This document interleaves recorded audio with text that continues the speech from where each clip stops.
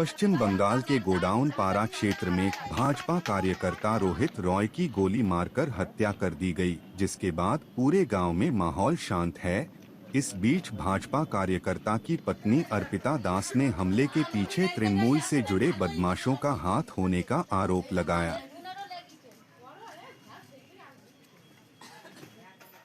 এর আগেও এরকম কয়েকবার হয়েছে। আগের বছর ফোন কেড়ে নেওয়া হয়েছে, ভোট দেওয়া হয়নি, ভোট দিতে দেয়নি। এবারেও হচ্ছে মানে কি বলবো, এই ভোটের আগে মারধর করলো, তারপরে হচ্ছে হসপিটালে ভর্তি হলো। আমরা কেস করতে যাব, আমাদের কেস করতে দিল না, ভয় দেখিয়ে রাখলো।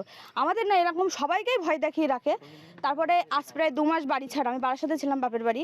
কালকে এসে ওরা মনে হয় ফ্ল্যাগ টানাচ্ছিল, যেহেতু বিজেপি জিতে গেছে, এবার রাজ্য সরকার চেঞ্জ হবে, ওরা এখানে ফ্ল্যাগ লাগাচ্ছে। এই মুহূর্তে শুনি এরকম গুলিগালা চলেছে, এরকম মানে এটা নিত্যদিন।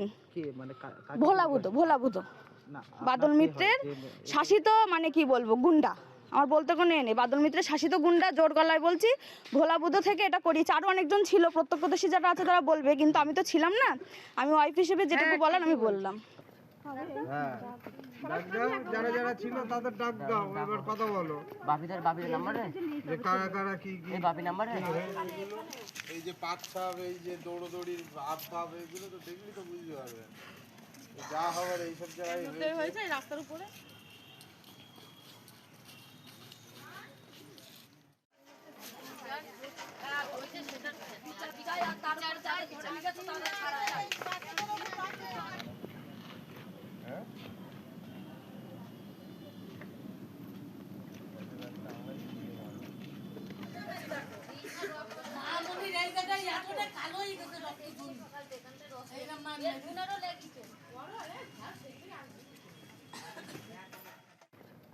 হ্যাঁ, ডাক দাও, যারা যারা ছিল তাদের ডাক দাও, এবার কথা বলো।